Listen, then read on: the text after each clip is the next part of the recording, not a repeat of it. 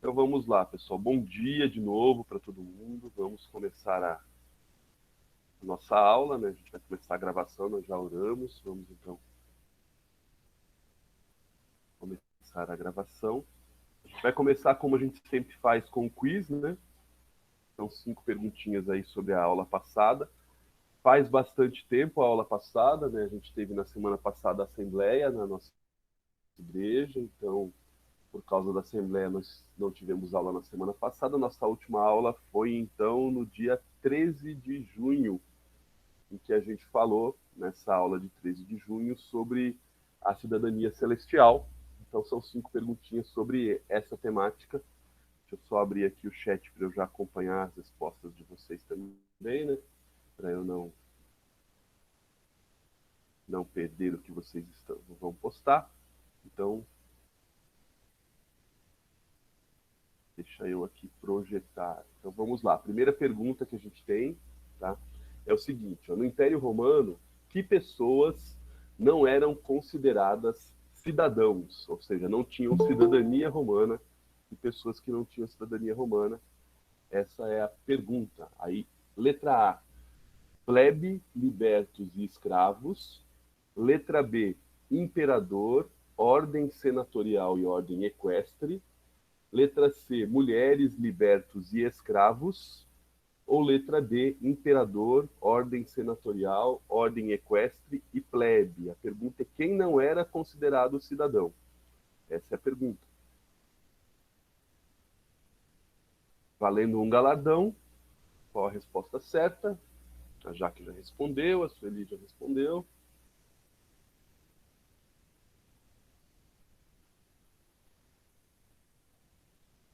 Mais alguém? Estão certas disso, Sueli e Jaque? Resposta correta. Solange também colocou, resposta correta, letra C, as mulheres, escravos libertos e escravos não eram considerados cidadãos romanos, então eles não tinham direito, né? Não tinham direitos, como a maior parte das pessoas, boa parte das pessoas ali de Filipos, né? Que era uma colônia romana e que tinha um grande número de soldados romanos, de pessoas que tinham cidadania romana. Não era o caso das mulheres, dos libertos e dos escravos.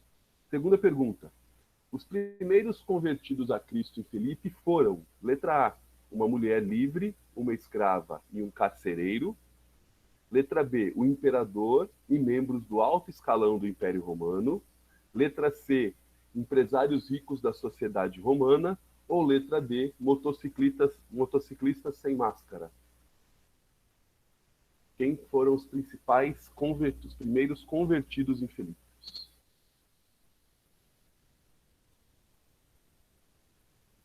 Valendo um galardão, dois galardões, né? Já é a segunda questão, né? Valendo 2 galardões. Isso, letra A, uma mulher livre, que era a Lídia, né? Que trabalhava na, na parte da indústria têxtil da época. Uma escrava, que era, inclusive, endemoniada, né? Servia a um empresário de Filipos para que pudesse ganhar dinheiro por meio das suas adivinhações. E o carcereiro, que ia se suicidar por achar que Paulo e Silas tinham fugido da prisão. Isso lá no livro de Atos tem esse relato. Por enquanto, tudo bem aqui nas respostas. Vamos lá. Terceira questão. Paulo nos exorta a vivermos. Letra A, de acordo com os nossos interesses individuais. Letra B, com patriotismo, porque eu sou brasileiro, com muito orgulho, com muito amor. Letra C, buscando prosperidade material para sermos respeitados ou respeitadas. Ou letra D, de acordo com a cidadania celestial. Qual é a resposta certa? Valendo 3 galardões.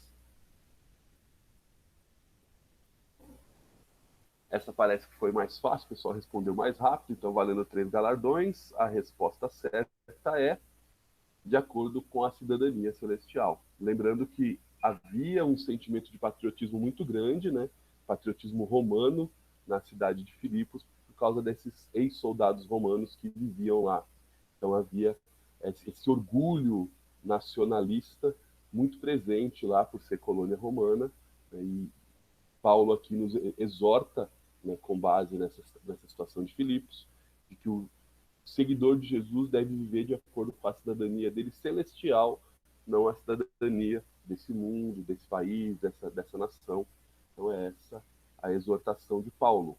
Valendo 4 galardões, a quarta questão: qual a base para os relacionamentos considerando a cidadania celestial? Letra A, poder. Letra B, amor.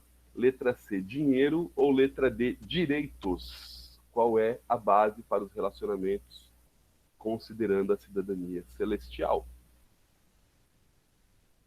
Valendo, então, 4 galardões. A resposta correta é amor. Lembrando que na cidadania romana, né, ela era baseada na questão do poder financeiro. Quanto mais dinheiro as pessoas tinham, mais acesso a direitos ela tinha, mais poder ela tinha. Então era o dinheiro, né, que conduzia a base da sociedade romana. Qualquer semelhança com os nossos tempos não é mera coincidência, tá, pessoal? Vamos à última questão, que diz o seguinte, valendo 5 galardões. Levando em conta a sua cidadania celestial, como você deveria viver? Cuidando da sua vida e somente da sua vida, letra A. Letra B, buscando sempre o que for melhor para a igreja. Letra C, apontando os erros dos outros. Ou letra D, cuidando dos interesses da coletividade.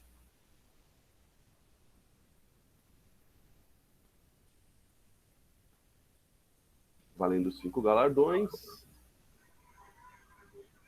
Ô, Lu, Fala, Vini. falando do anterior. Peraí, deixa eu mudar de lugar. Continue. Sobre a pergunta anterior. Sobre a pergunta anterior, Vini, pode falar. Tá chiando um pouquinho ainda, mas...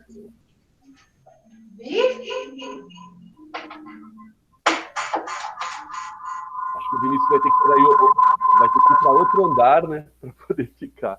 O eco é porque está ao mesmo tempo no mesmo ambiente do outro conector. Acontece. Fala, Vini.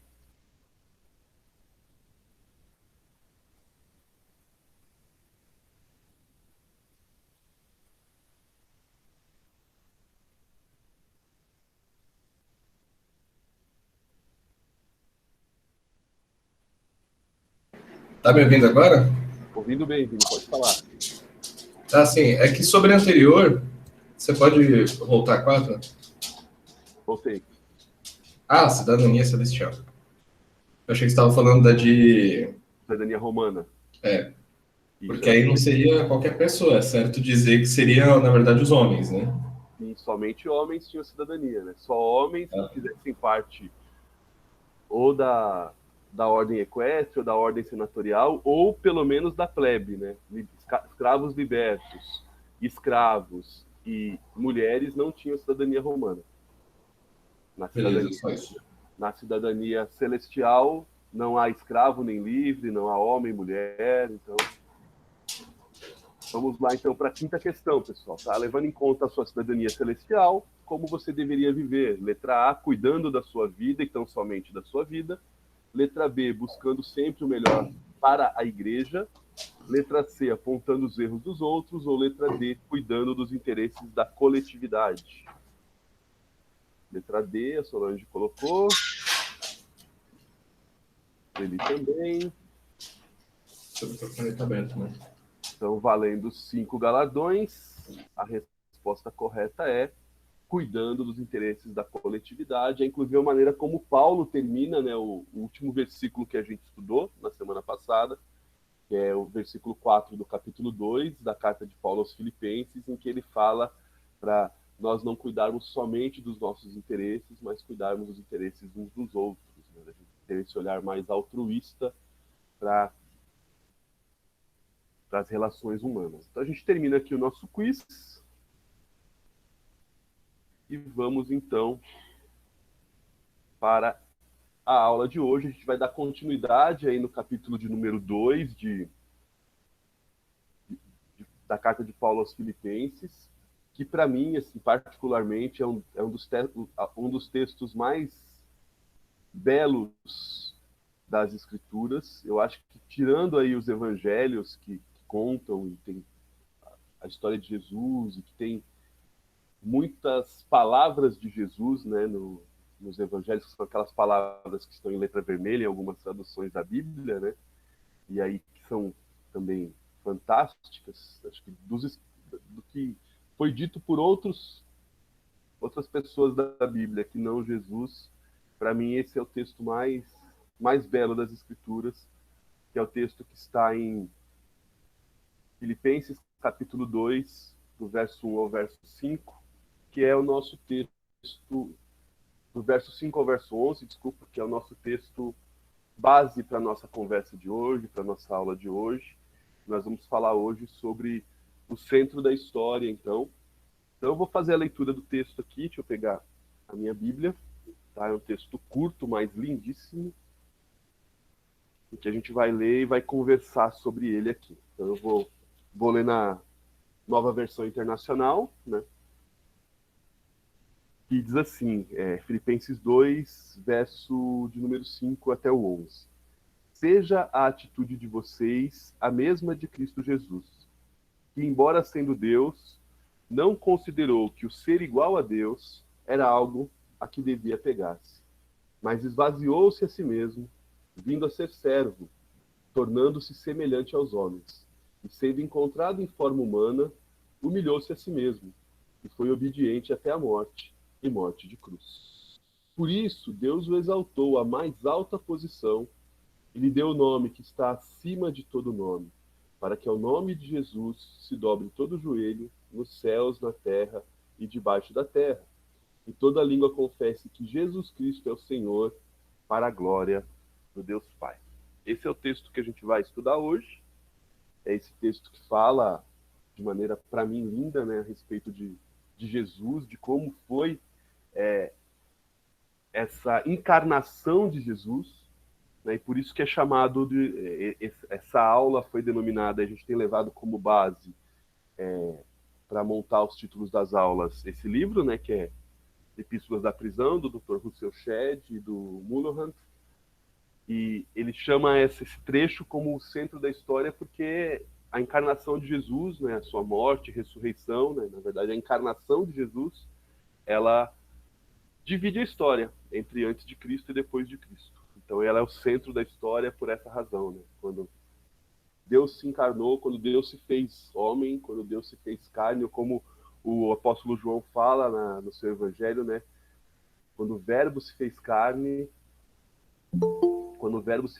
a história começou a ser contada diferente a partir dali. Então, o nosso tema de discussão é aqui, mas para a gente poder discutir e conversar a respeito do que a gente vai ver a partir do versículo 5 desse texto, a gente precisa refletir um pouquinho, né, sobre como a gente vive e como é essa atitude de Cristo que Paulo diz que a nossa atitude tem que ser igual.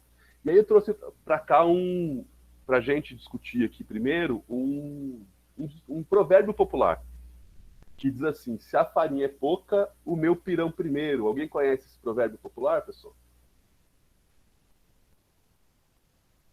A Ana disse não aqui, que ela não conhece. Pensei que era conhecido. Sim, Lu. Conhece, Dida? Eu estava procurando a mão aqui, mas não achei. Não precisa se preocupar, a gente está num número pequeno, não precisa se preocupar muito com mãozinha, não, pessoal. Quando quiserem falar, fiquem à vontade. O que esse ditado popular significa, pessoal? Um de cada vez, fala todo mundo junto assim. Se a farinha é pouca, o meu pirão primeiro. O próprio provérbio aqui está falando, né? Primeiro eu. Vou primeiro encher minha barriga. Se sobrar, os outros comem. Se não sobrar, meu filho. Isso. Ele traz um pouquinho da visão que existe na sociedade, sempre existiu e hoje existe também, de que primeiro eu cuido dos meus interesses, né? E depois eu cuido do interesse do outro, se sobrar, se der tempo. É semelhante ao que o nosso digníssimo ministro da Economia falou, que as sobras da classe média poderiam servir, né, para alimentar os pobres. Ele deu essa sugestão, né? Então, se a farinha é pouco, o meu pirão primeiro, não tem sobra, os pobres não comem. Mas se a farinha é muita, tem o meu pirão, que sobrar do meu pirão, eu posso entregar para os pobres. Então, fala um pouquinho esse provérbio, fala um pouquinho desse estilo de vida que a gente vê bastante presente na sociedade, de que primeiro a gente se preocupa com a gente, cada um por si, e depois, se sobrar, se der tempo, se tiver algum pouquinho de farinha, a gente cuida de outras pessoas. Só que esse provérbio popular, esse ditado, ele não é presente só na sociedade de hoje, acho que ele é presente na humanidade desde a queda. Não vou falar desde sempre, mas pelo menos desde a queda, desde que o homem se rebelou contra Deus, né, desde Adão e Eva, quando eles se rebelaram contra Deus, a gente começou a ter esse instinto de sobrevivência, né, e de cada um cuidar do seu interesse.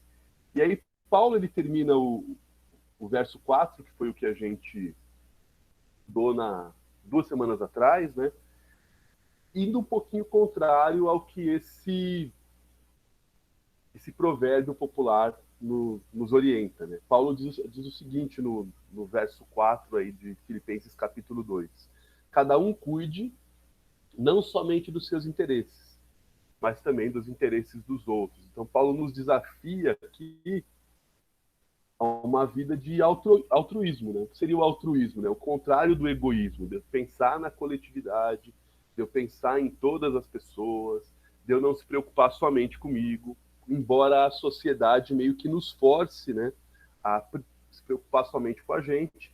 Paulo desafia os irmãos e irmãs lá de Filipos, mas também nos desafia por meio desse texto, para que a gente busque também os interesses das outras pessoas, que a gente não se preocupe somente com a gente. A grande questão é que quando a gente fala de coisas desse tipo, fica assim, legal, Paulo está dizendo para a gente ser altruísta. Mas como é que a gente faz isso? Como é que a gente faz para mudar todo um conceito que está muito enraizado na sociedade, muito presente no dia a dia da gente se cuidar, da gente cuidar somente da gente, de cada um pensar em si? Como é que a gente faz para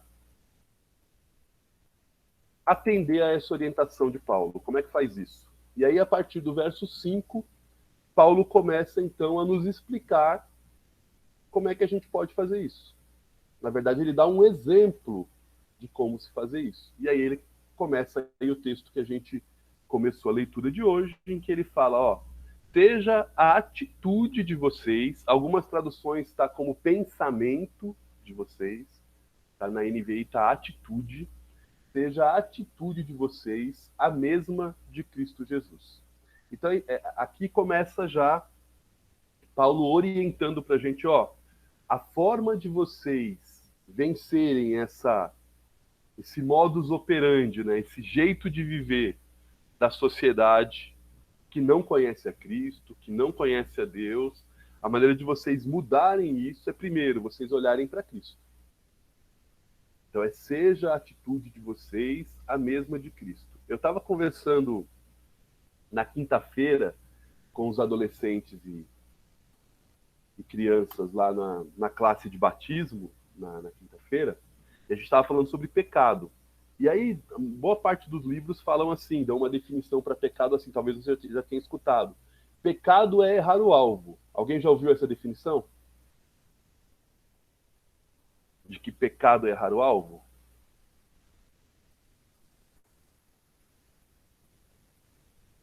Eu, quando participei da classe de batismo, foi isso que me ensinaram, que pecado é errar o alvo. A Ana colocou no chat, sempre ouviu. Mas uma coisa que eu sempre me perguntei é qual era o alvo? Se pecado é errar o alvo, legal, eu estou errando o alvo, mas qual é o alvo?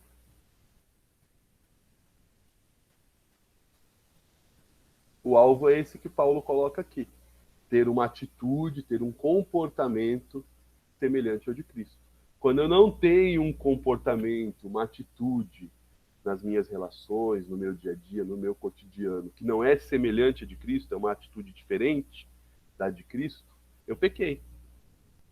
Então essa é a lógica, né? Quando Paulo fala, seja a atitude de vocês a mesma de Cristo Jesus, é que o nosso alvo é sermos como Jesus.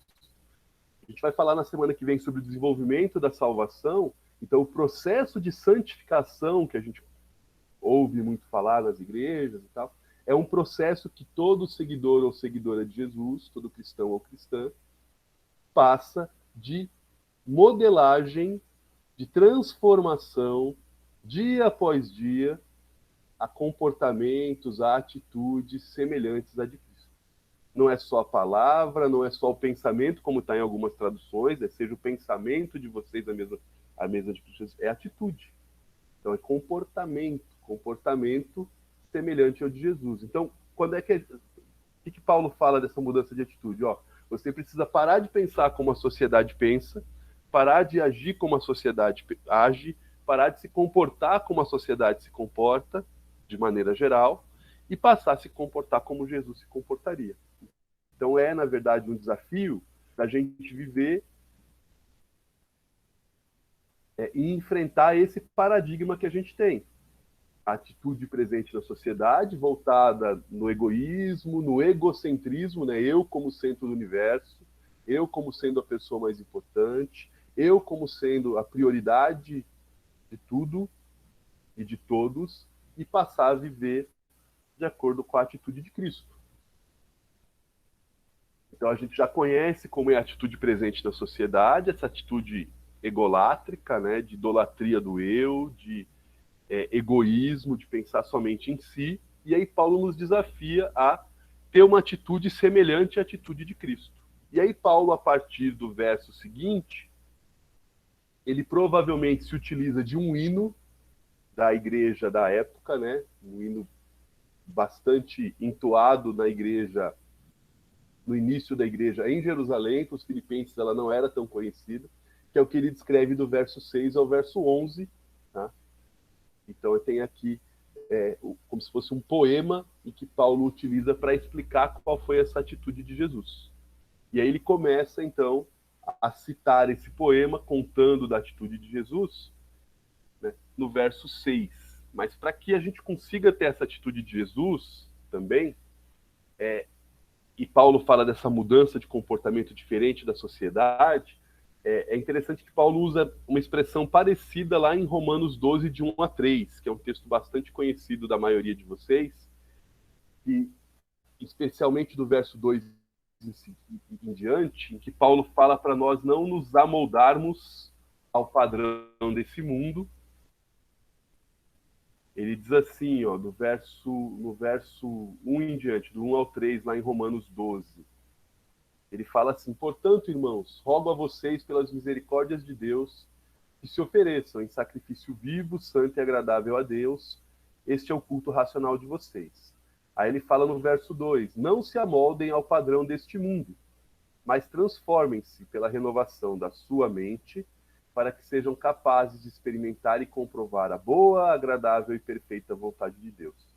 Pois pela graça que me foi dada, digo a todos vocês: ninguém tenha a si mesmo um conceito mais elevado do que deve ter, mas, pelo contrário, tenha um conceito equilibrado de acordo com a medida da fé que Deus lhe concedeu. Então, o Paulo nos convoca aqui a gente parar de se achar. Você quer mudar o seu entendimento? Você quer ter uma atitude semelhante a de Jesus? Para de se achar. Para de se achar que é a última bolacha do pacote, o último biscoito do pacote, como falam no Rio de Janeiro. Começa a ter uma compreensão melhor de quem você é, começa a ter uma compreensão melhor de quem o outro é, para que você possa mudar a sua atitude.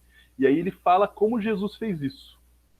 E aí ele diz o seguinte no verso 6. No verso 6 ele fala da seguinte maneira. Filipenses 2:6. Que a gente leu agora há pouco. Na NVI está assim, o verso 6.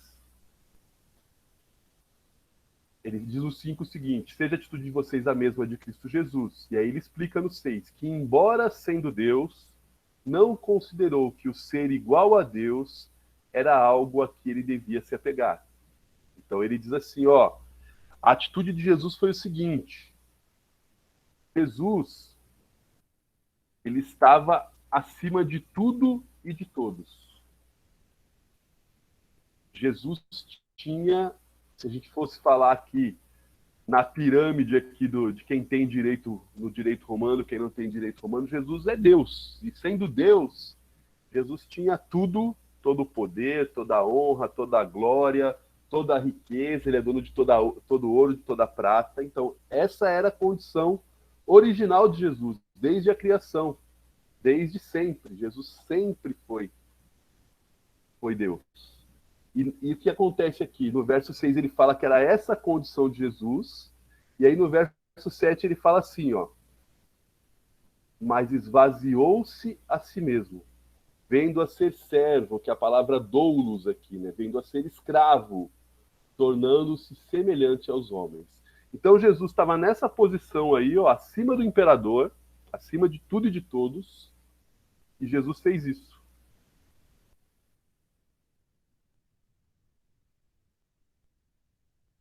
Se colocou no lugar de escravo. A Dida coloca no chat aqui, ó, ele foi humilde mesmo sendo Deus. Mesmo sendo Deus, ele foi humilde. E aí é uma coisa interessante essa questão de Jesus ter renunciado às suas prerrogativas divinas, ou algumas dessas prerrogativas divinas, para se tornar como homem. Fala, Dida. Ai, a mão sumiu daqui. Bom, enfim. É que eu estava aqui meditando aqui. Deus, na forma de Jesus, mostra assim, a humildade. Ele poderia vir com toda a honra, toda a glória, e não foi assim. Ele se fez servo. Jesus nasceu servo. Então, ele já nasceu, a história toda, né? Tem todo o cenário de humildade, né? Para realmente mudar, muda o rumo da história, mas para mudar a nossa postura diante de todas as coisas que nós temos e que nós somos. Porque quando a gente fala que nós somos seguidores de Cristo, não é uma filosofia, né? Porque Cristo morreu na cruz, bom, me salvou dos pecados. É toda uma reestruturação de personalidade, né? É muito profundo isso, porque essa infinita dignidade dele, né? É algo que a gente não alcança, né? Porque nós somos pecadores, a gente não alcança isso. Então, quando nós somos imitadores de Cristo, a gente brinca em casa, né, de repaginar as coisas, só que a gente fala até diferente, mas repaginar as coisas, a gente precisa se repaginar mesmo, a gente precisa se reescrever. É óbvio que isso é a obra do Espírito Santo na nossa vida, né?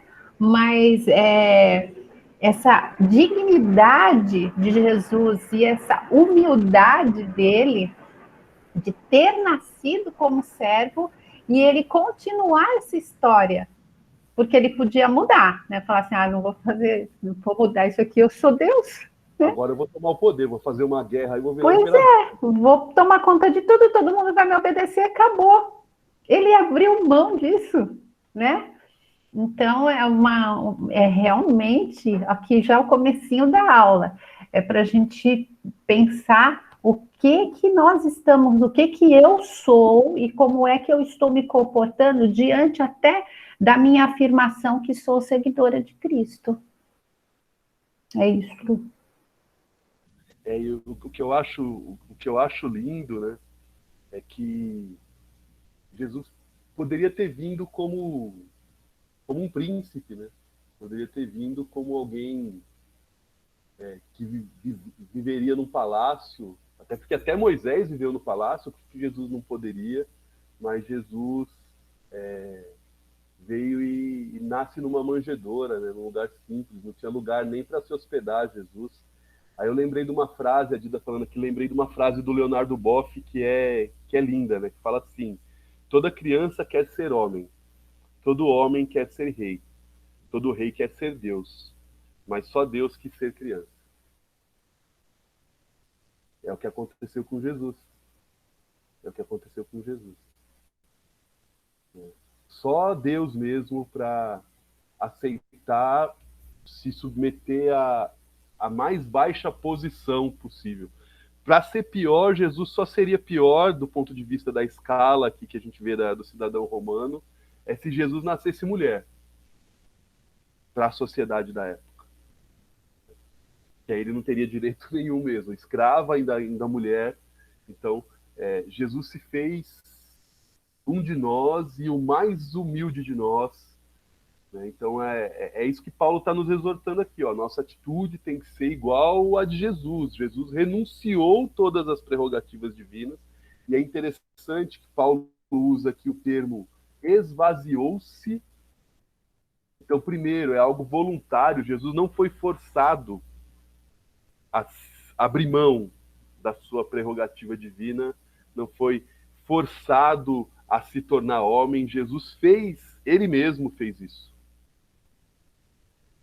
tornando-se semelhante aos homens. Foi ele que fez, foi voluntário.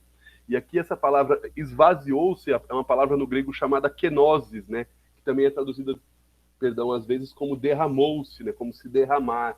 E aqui alguns estudiosos acham que quando Paulo escreve, ou esse hino que Paulo está relatando aqui da igreja da época, faz uma alusão a uma profecia que se tinha a respeito de Jesus, que está lá em Isaías, capítulo 53, verso 12. Né? Isaías 53 é a parábola do servo sofredor, que é uma parábola messiânica que consta ali no livro de Isaías. E lá no 53:12 diz assim, ó: por isso eu lhe darei uma porção entre os grandes, e ele dividirá os despojos com os fortes, porque ele derramou sua vida, ou ele esvaziou sua vida até a morte, e foi contado entre os transgressores, pois ele carregou o pecado de muitos e intercedeu pelos seus transgressores. É um texto lá de Isaías 53, chamado a parábola do servo sofredor, que é um texto que está mostrando como Jesus, como seria o Messias que viria, né, que veio ao mundo na época, que viria ao mundo, que é Jesus. Então, ele está dizendo aqui que Jesus, na verdade, ele derramou a sua vida. Jesus, ele chegou ao ponto de tanta entrega, de tanto abrir mão, de tanta renúncia motivada por amor a nós, de tanta renúncia ao ponto dele morrer. A primeira grande humilhação que Jesus se fez, a Dida cita aí Lucas 22:27 também, Dida, que é o cumprimento dessa profecia, né? Lucas 22. Lu, eu estou procurando aqui. Lucas 22:27. Posso ler aqui? Pode. Não sei se eu estou ligada aqui. Quem é o mais importante? É o que está sentado à mesa para comer ou é o que está servindo? Claro que é o que está sentado à mesa, mas entre vocês eu sou como aquele que serve. Jesus ele traz uma mudança de paradigma, né, Dida? Do que é Exato. Mais importante para a nossa sociedade, o que é mais importante para a sociedade celestial. É interessante isso. Ô, Lu, é fantástico. Desculpa, é que eu começo a pensar. Isso é bom. Esse esvaziou-se de si mesmo, ele é muito... eu vou ser repetitiva aqui com essa palavra, ele é tão profundo, porque nós não temos essa capacidade da gente se esvaziar de nada, né? E é o que a gente tem pouco para se esvaziar, né, Dida? Jesus tinha muito, né? Então, só que eu estava pensando aqui com a minha cabeça, está sendo gravado, eu com as minhas bobagens, que existem momentos na vida da gente, existem situações na vida da gente, que a gente realmente se sente oco, né? Tudo que a gente tem, todos os valores, tudo que a gente acredita, os sonhos, tudo, eles vão por água abaixo mesmo, vão para o ralo, e a gente se sente oco. E esse é um divisor de águas quando a gente se sente oco. Porque é esse momento da gente a gente se esvaziou, sem a gente ter esse poder de fazer isso, não foi a gente que se esvaziou, mas esse é um divisor de águas para que a gente volte a se encher das coisas do céu e transformar o nosso eu, a nossa forma de pensar, os nossos sonhos e tudo. É de uma dureza, assim, profunda, mas eu creio que talvez seja uma forma da gente se tornar mais humilde, da gente servir com um outro olhar, exatamente isso. Ó, eu vim aqui para servir, eu tô aqui servindo com prazer, não tipo, eu tô servindo porque eu, né, fazer o quê, né? Não tem quem faça, eu vou lá e faço, sabe? De ser o teu olhar generoso para com o próximo e tudo, porque eu acho que quando a gente não perde coisas, a gente não consegue sair do pedestal, vamos colocar assim, sabe? Por mais que a gente tire um pezinho, mas o outro fica lá, né? Tem uma segurança, ainda estou aqui, né? Ainda tenho essa posição. Agora, quando vai tudo pelo ralo, aí você tem essa condição de de se encher de novo, mas de coisas mais de coisas importantes que realmente são importantes, né? E se encher mais de Cristo, né? Se parecer mais com Cristo, né? Tornar essa simplicidade, né? Simplesmente como Jesus, ponto, né? É bem isso mesmo. A gente não tem como se encher do espírito, por exemplo, se a gente não se esvaziar da gente mesmo, né? É interessante que a Solange colocou aqui no chat também, né? Essa questão do se esvaziar para se tornar mais humano. Porque, na verdade, a humanidade que nós temos, ou que nós somos hoje, é uma humanidade diferente da que Deus projetou. Adão não era assim antes do pecado, como nós somos hoje. Adão não era assim. A gente, às vezes, fica tentando traçar paralelos, traçar comportamentos de Adão. Adão, mas nós somos seres totalmente diferentes. O transcorrer do tempo, a influência do pecado das nossas vidas, nós somos totalmente diferentes. A gente precisa se esvaziar desse ser humano errado que nós somos, né? Dessa maneira de ser humano errada, para se esvaziar, para se apropriar do que é ser humano de verdade. Jesus, entre outras coisas, ele não veio para isso só, ele veio para nos salvar, esse era o principal objetivo, mas Jesus veio também para nos mostrar como é ser humano de verdade. A humanidade que Deus espera de nós é a humanidade que a gente vê em Jesus. E Jesus, inclusive, ele falou para os discípulos que para quem quer segui-lo, que a gente precisa se esvaziar de quem a gente é, que é o mesmo termo que tem aqui no texto de Paulo aos Filipenses, quando ele fala assim, ó, se alguém quiser me acompanhar, negue-se a si mesmo, tome a sua cruz e siga-me. O nega-se a si mesmo é esvazie-se a si mesmo. Deixa de lado tudo que você acha que é certo, tudo que você acha que é ser gente e vem comigo. Toma a sua cruz e vem comigo. Então é se esvaziar, Senhor, eu penso assim, mas eu não quero pensar assim, eu quero pensar como Jesus pensava. Eu me comporto assim, eu não quero me comportar assim, eu abro mão disso tudo aqui, eu quero me comportar como Jesus se comporta. É esse esvaziamento, né, que Jesus fala aqui, da gente se tornar humano, como a Sô falou, de humanizar-nos, né? É o que Jesus quer, trazer de volta o que a gente perdeu lá no Éden, né? Quando ele fala de esvaziamento, né? E aí, no verso seguinte, Jesus ele não só se esvazia, né? Ele chega ao ápice aqui quando diz assim, ó, e sendo encontrado em forma humana, humilhou-se a si mesmo, foi obediente até a morte e morte de cruz. Sabe o que me chama a atenção aqui? É essa expressão humilhou-se. Primeiro, né, Jesus ele não foi humilhado, ele se permitiu ser humilhado, ele humilhou-se a si mesmo. Porque Jesus, ele não, se a gente fosse tratar em última instância, Jesus ele não foi morto. Jesus escolheu ser morto. Jesus não foi sacrificado em uma cruz, ele sacrificou-se em uma cruz. Foi vontade de Jesus. Então, quando fala que humilhou-se, foi exercício da vontade dele. É claro que ele ora, ó Pai, se possível afasta de mim esse cálice, ou seja, não era algo prazeroso para se fazer, mas Jesus fez em obediência e fez por vontade própria, ele não foi obrigado.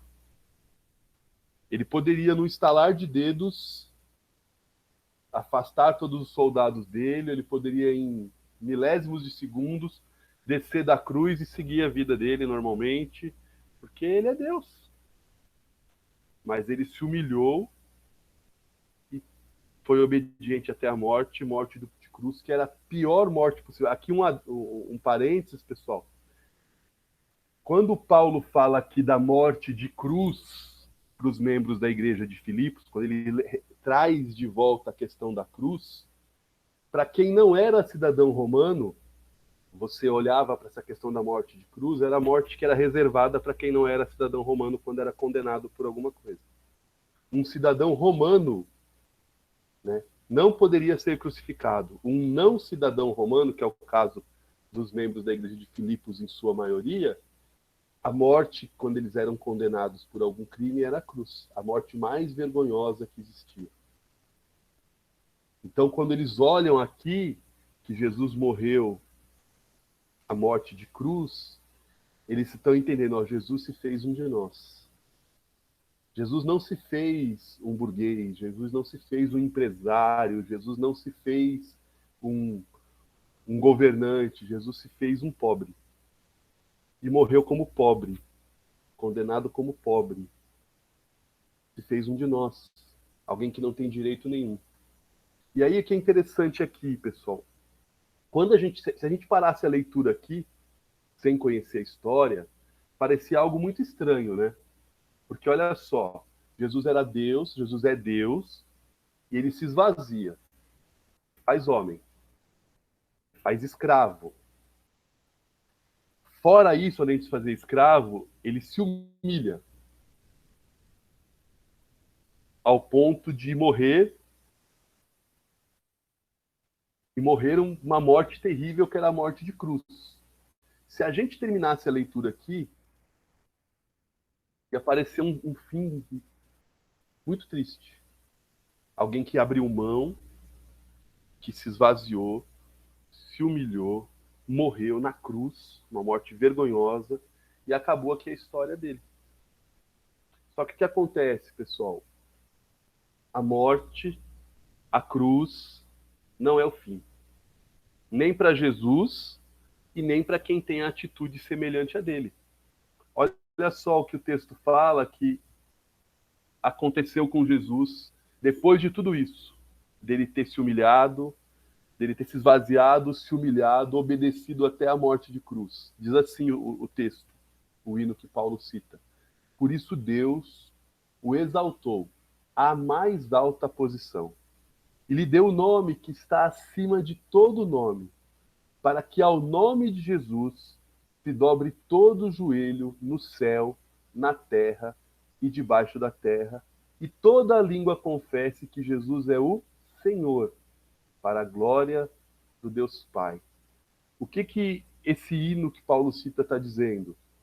De que a lógica desse tempo, em que você busca poder, em que você busca dinheiro, em que você busca se exaltar, e que no fim parece que você conseguiu o sucesso, na lógica do reino é diferente. Quem se esvazia, quem se humilha, quem obedece, ao ponto até de morrer, é exaltado. Aconteceu com Jesus, e isso não ao ponto de Jesus, de nós termos o nome sobre todo o nome, do joelho se dobrar para a gente, porque a gente não é Jesus, né, pessoal? Também acontecerá com a gente. Porque olha só o que Jesus fala para os seus discípulos. O maior entre vocês deverá ser servo, pois todo aquele que a si mesmo se exaltar será humilhado.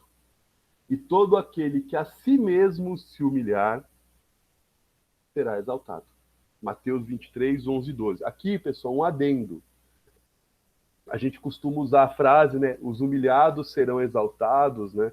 A gente costuma usar essa frase, mas aqui os que se humilharem, serão exaltados. Não é algo que outro impõe a você a humilhação. Porque aí a gente, estou sendo humilhado. Não é essa a ideia. É eu estou me humilhando, é uma decisão minha. Eu escolhi me humilhar para servir, porque dessa maneira eu creio que eu estou tendo a mesma atitude que a de Jesus. Eu escolhi. Então, é o que a Dida falou, que Jesus foi extremamente humilde, ele escolheu ser humilde. E é isso que ele espera de nós. Então, não sei qual a história de quem está aqui, de quem está assistindo, vai assistir depois em casa a aula, mas nos valores do reino, as conquistas que a gente tem aqui nesse mundo não servem para nada. Se você estudou mais, se você tem mais dinheiro, se você tem mais conforto, se você tem mais bens, abre mão disso tudo aí e vai servir. E vai servir. Porque se você fizer isso, se você se humilhar, se você abrir mão, se você renunciar a tudo isso, você vai ser exaltado. Você vai viver eternamente com Deus, você vai estar com Deus, e não tem nada melhor do que isso. Então a cruz, a morte, não é o fim. O sofrimento dessa vida, até a morte nesta vida, para a gente não é o fim. A cruz não foi o fim para Jesus. A cruz não foi o fim da história. A cruz não é o fim da nossa história. Eu falei numa pregação mês e pouco atrás que quem escreve o final da história das nossas vidas não somos nós que somos os personagens. É o escritor, e Deus é escritor. Então não importa. Luciano, eu tenho sofrido bastante aqui, eu tenho renunciado a uma série de coisas para servir a Jesus, mas está difícil, eu digo, resista, continua firme, porque a cruz não é o fim, a morte não é o fim, esse mundo não é o fim. Então, tudo que Jesus renunciou não fez com que ele deixasse de ser Deus, não fez com que ele deixasse de ser quem ele é, porque pós-cruz, pós-ressurreição, Deus o exaltou à mais alta posição. E deu a ele o nome que está acima de todo nome, para que o nome dele, o nome de Jesus, todo joelho se dobrasse, no céu, na terra, debaixo da terra, e que toda língua, todas as pessoas confessem que Jesus Cristo é o Senhor. Se fez escravo, mas não deixou de ser o Senhor, porque o nome dele foi exaltado. E tudo isso de uma maneira que o quê? Glorificou o nome de Deus. Glorificou Deus Pai. Então, esse texto ele é maravilhoso porque ele traz para a gente essa reflexão. Se nós temos que ser semelhantes a Jesus, se Jesus, que tinha tudo, abriu mão de tudo para se fazer um de nós, a gente precisa fazer a mesma coisa. A gente precisa fazer a mesma coisa. Deixa eu só colocar aqui, para a gente finalizar. Se vocês quiserem falar, fiquem à vontade, tá? Algumas rápidas reflexões sobre a aula de hoje, sobre esse pequeno trecho das Escrituras que a gente leu. Tá? Primeira reflexão que eu queria trazer, pessoal, para a gente conversar, é que se você escolheu esse caminho de seguir a Jesus, você escolheu um caminho de renúncia, um caminho de abrir mão, um caminho que vai fazer com que você muitas vezes tenha que dizer, eu tenho direito a tal coisa, mas em favor das pessoas eu estou abrindo mão desse direito. A lei me permite tal coisa, mas em amor e em respeito ao próximo, em amor ao respeito ao outro, eu vou fazer como Jesus fez em amor por mim, eu vou abrir mão desse meu direito. Não é você ter o direito subtraído de você, é você ter o direito de dizer, não vou fazer uso dele. Porque foi assim que Jesus fez. Ele é Deus. Ele é Rei dos Reis. Se fez carne, se fez escravo, se humilhou, foi obediente até a morte. Morte de cruz. Então, a gente precisa estar atento a isso. Como seguidores e seguidoras de Jesus, o caminho de Jesus, que é o próprio Jesus, né? Ele é o caminho, a verdade e a vida, é um caminho de renúncia, de abrir mão de direitos. em favor do outro, em favor daquele que não tem direito, em favor daquele que não é enxergado por ninguém, em favor daquele e daquela que está à margem da sociedade. Seguir Jesus exige renúncia. Calma aí, pessoal, que a Haruka tá brava. Outra reflexão, pessoal, da aula de hoje também, que eu, lendo o texto, pensando,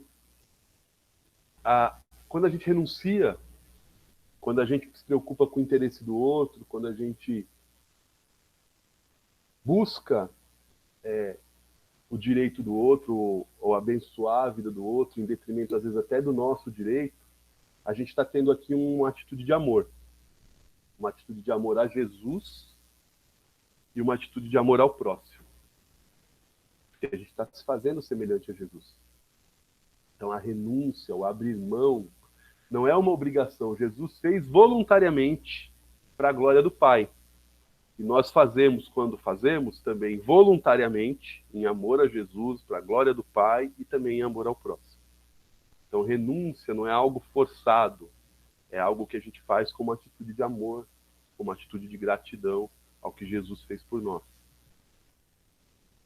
Eles estão muito quietinhos e quietinhas hoje. E aí uma coisa importante, pessoal, para a gente poder entender aqui a lógica de Jesus, né, que Paulo está pedindo para a gente aqui. Se você tem uma atitude semelhante à de Jesus, o resultado que você vai alcançar é semelhante ao resultado de Jesus. Se você tem uma atitude diferente da atitude de Jesus, o resultado que você vai encontrar é diferente do resultado de Jesus. Então, se eu tenho uma atitude semelhante à dos valores desse mundo, desse reino, dessa cidadania que a gente está inserido, mas que não é a nossa cidadania, o resultado que a gente vai ter é o resultado dessa cidadania. Então, se a gente focar em ter bens, em ter poder, em ter dinheiro, talvez a gente consiga ter bens, ter dinheiro, ter poder. Porque é uma atitude baseada nos valores deste reino aqui, que a gente está inserido. Só que o que acontece? O resultado não é o resultado do que acontece aqui, é do que acontece lá, na eternidade. Então, se você tem uma atitude semelhante à de Jesus, muito provavelmente o seu resultado aqui vai ser um resultado parecido com o de Jesus. Sofrimento, não compreensão, principalmente por parte dos poderosos, sofrimento, morte, vergonha. Esse é o resultado aqui. Mas aí, outra reflexão sobre isso. O resultado daqui é diferente do resultado de lá. Ou seja, o resultado aqui não é o sucesso aqui nesse mundo, de maneira nenhuma, é sinônimo do sucesso lá na eternidade. Jesus foi, se esvaziou, se humilhou, sofreu, morreu, morte vergonhosa. Resultado aqui, quem olha para a vida de Jesus aqui, talvez fale, olha, fracasso. Morreu. Na cruz, passou vergonha, sofreu. Abriu mão de tudo para nada, para morrer. Resultado aqui, fracasso.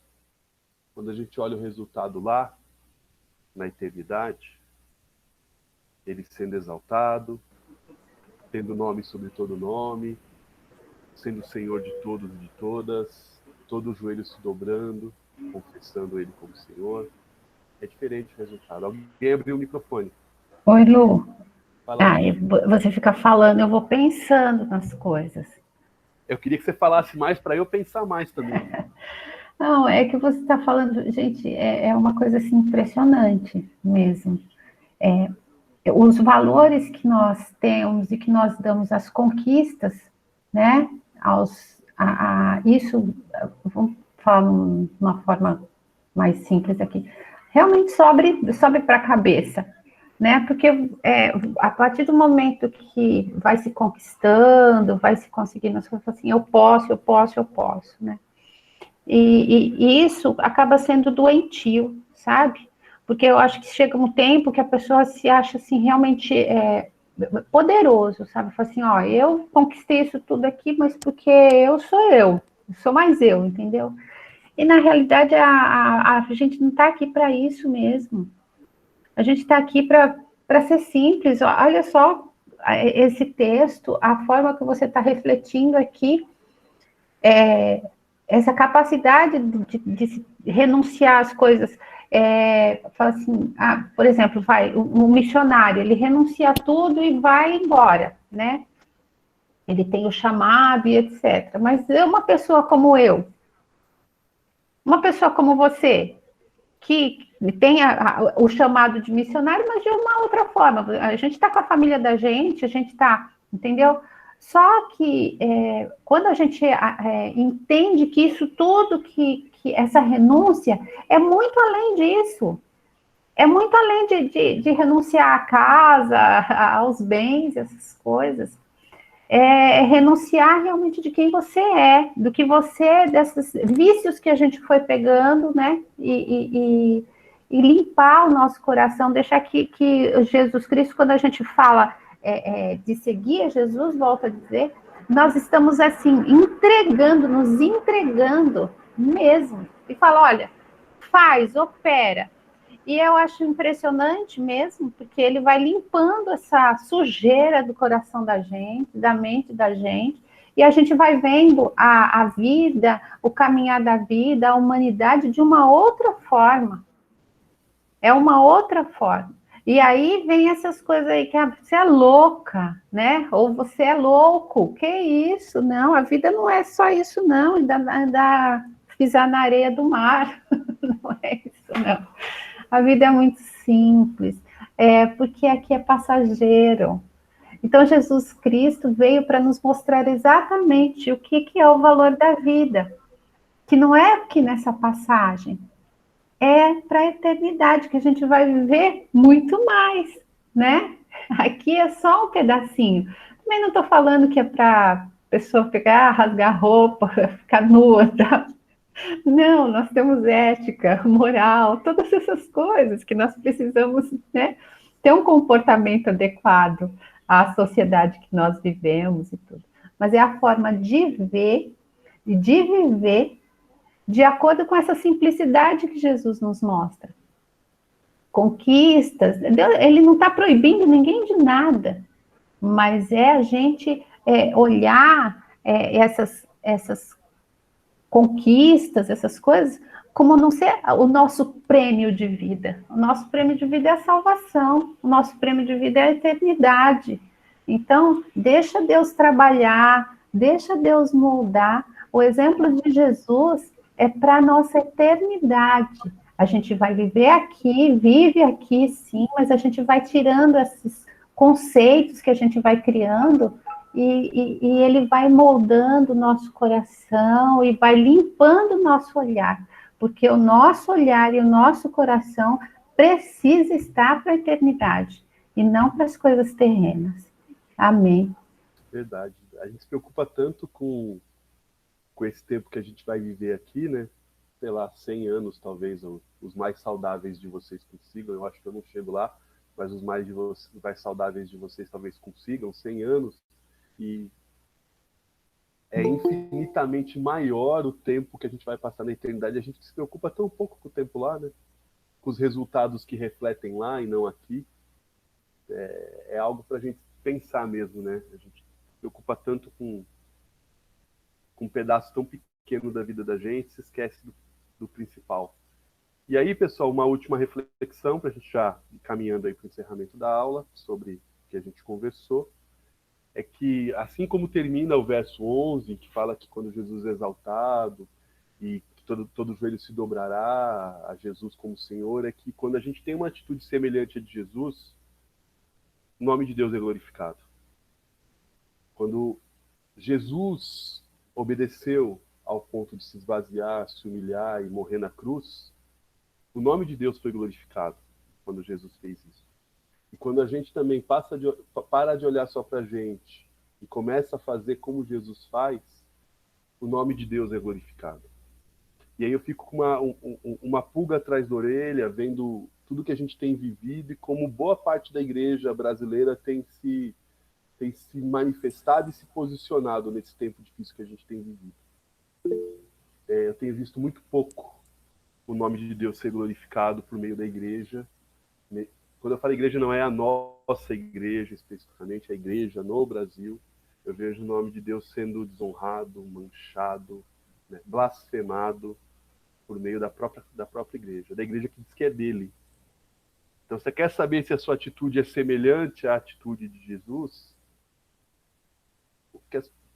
As pessoas têm glorificado a Deus pelas suas atitudes ou as pessoas têm questionado a sua filiação por causa das suas atitudes?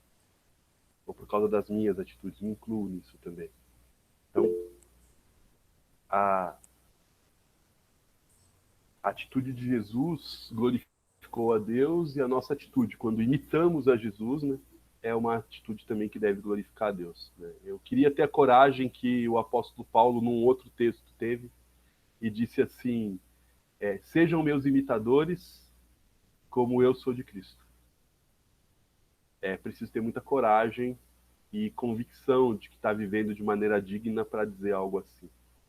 O apóstolo Paulo disse, sejam meus imitadores, como eu sou de Cristo. Então, a maneira com que a gente vive deve glorificar a Deus. As pessoas devem olhar para a gente e enxergar Deus na gente. Né? Eu até, na reunião de oração da sexta, para quem estava, eu até conversei com o pessoal lá sobre a igreja de Atos, né? A igreja do primeiro século.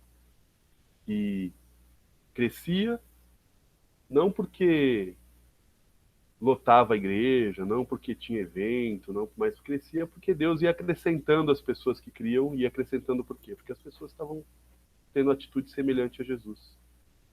E é interessante também que era Deus quem acrescentava, mas que as pessoas, né, não os poderosos, mas as pessoas, o texto fala lá no capítulo 2, que as pessoas se simpatizavam com a igreja. Ou seja, a igreja, ao contrário do que às vezes a gente pensa, a igreja era amada pelas pessoas e odiada pelos poderosos. A perseguição que a igreja sofreu não foi uma perseguição do povo que foi lá para protestar na Avenida Paulista contra a igreja porque a igreja é ruim. Não foi o povo, foram os poderosos. Foram os religiosos que se sentiam confrontados, foram os reis que se sentiram confrontados, foi o império que se sentiu confrontado. Então a gente precisa tomar cuidado com o rumo que a gente está dando para a igreja brasileira, a igreja evangélica brasileira, e individualmente para as nossas vidas também. Na semana que vem, pessoal, isso, Dida, perfeito, é essa a ideia de Romanos 12, 2 e 3. Pedir para que Deus mude a nossa maneira de pensar, exatamente.